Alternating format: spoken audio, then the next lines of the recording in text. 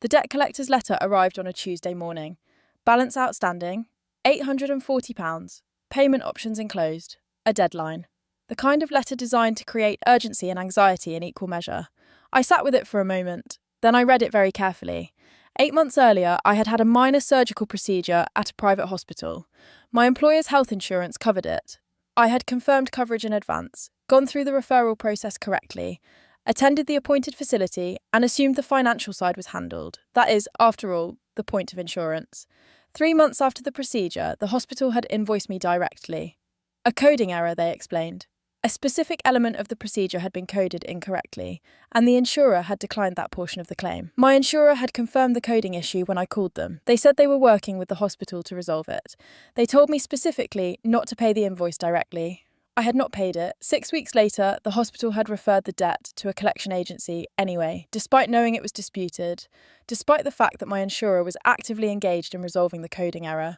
Despite all of that, they had sent my name and my details and the amount to a third party. I put the letter down and started making calls. I wrote to the debt collection agency immediately.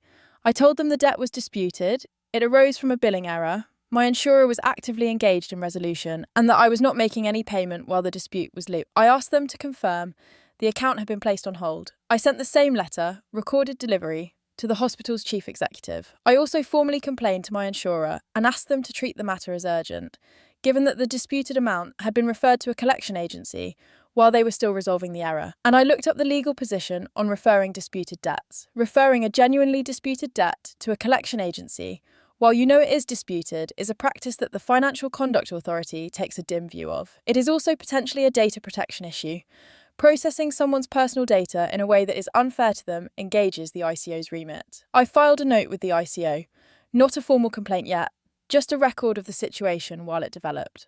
The insurer escalated within 3 weeks. The coding issue was resolved, the hospital resubmitted with the correct code, the insurer processed it, the £840 was paid. The debt collection agency was recalled.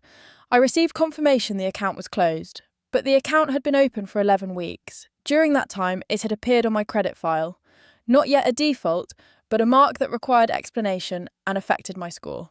I was not satisfied with closure alone. I filed a formal complaint with the hospital.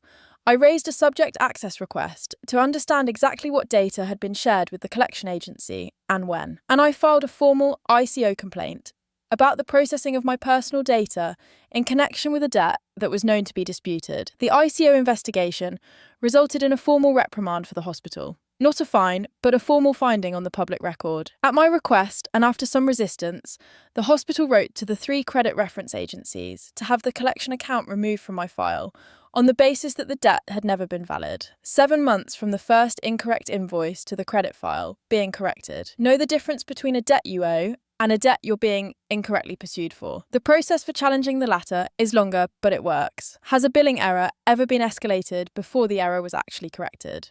Drop it in the comments. And if you want more complete stories with no part 2s that never come, follow the page New Story every day.